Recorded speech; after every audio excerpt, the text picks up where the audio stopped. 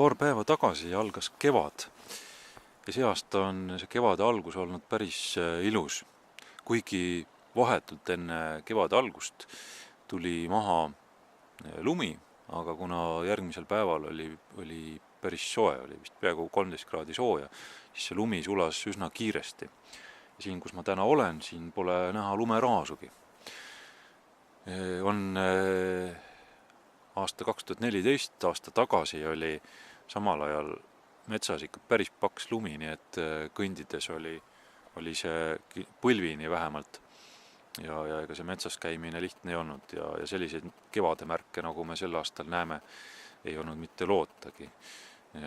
Need kevade linnud, kes meil tegelikult praegu juba veebruaris on ennast näidanud, tulid eelmine aasta ilmselt alles aprillis või mõned isegi alles mai. No ütleme jah, aprillis tulid tagasi, nii et kuskil kuu aega tundub, et kevad on kiirem kui eelmisel aastal. Ja ma otsustasin, et tulen siis oma esimesele kevaderetkele sel aastal Hellenurme kanti. Ma olen siin nendes paikades käinud talvel mõned korrad Elva jõe ääres ja ka sügisel esimest korda sattusin siia.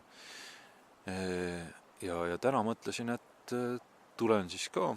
Üks koht oli, kus ma mõtlesin panna rajakaamera üles ühe urusüsteemi juurde, et vaadata, kas seal on mägrad või on rebased.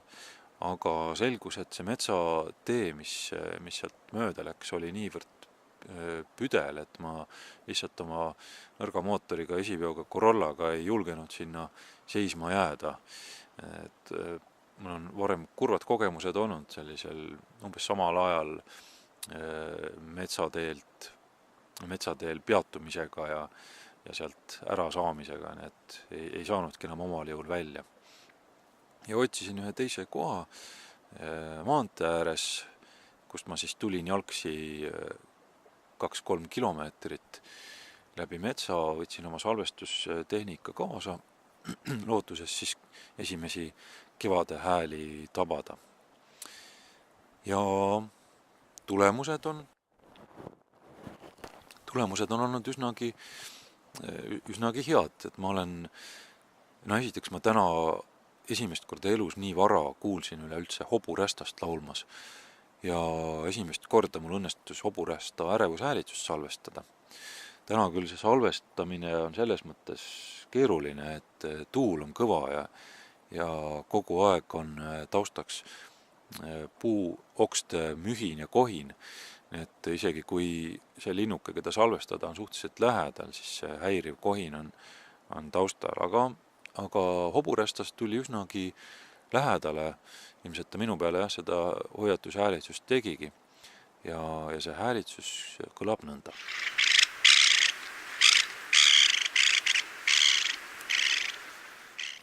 Teistest põnevamatest helidest ehk tasuks mainida, et esimest korda mul on täna õnnestus ka hiireviu häälitsust salvestada.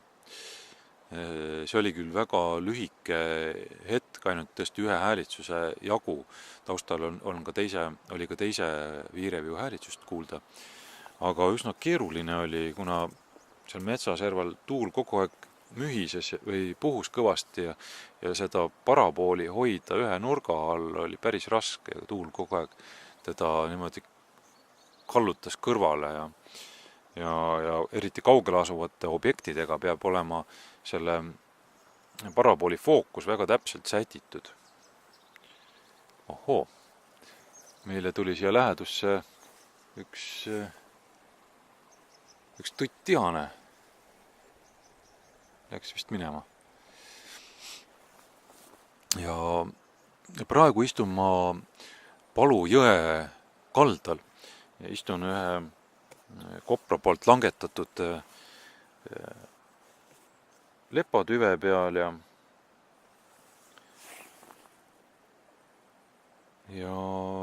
võib-olla kui ma siin pikemalt istun, on lootust, et mõni kobras ka mööda ujub ja õnnestub näha ja võib-olla ka pildistada. Ahaa, kuhu ma jäingi? Ma jäin Hiireviu juurde, et õnnestus Hiireviu häälitsust salvestada ja see üksik häälitsus, millele ma siis kõige paremini pihta sain, kõlab nõnda. Keda ma siin täna veel salvestasin, oli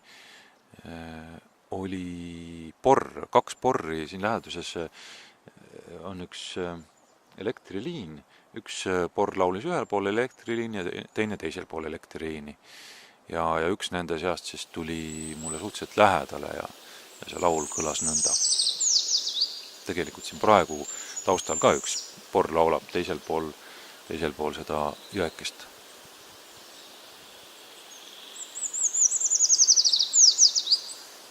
Nii, aga proovime kohe siin eksprompt ühe salvestuse teha. Meil laulab siin kõrval õigemini 2 lindu laulab üsna lähedal. Üks on porr, siis teisel pool seal kuskil võpsikus ja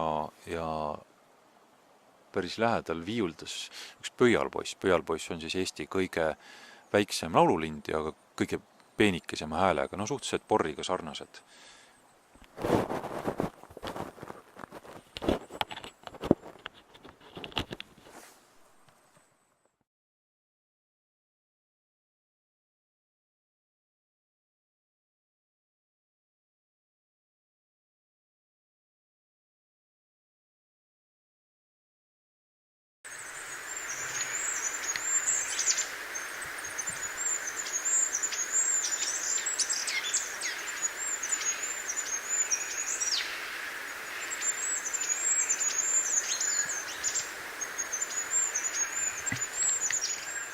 Selline see tänane päev siin Palu jõe ääres oli.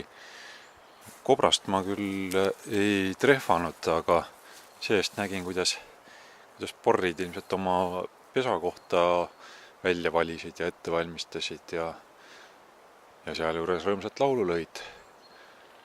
Et võib lugeda päeva korda läinuks.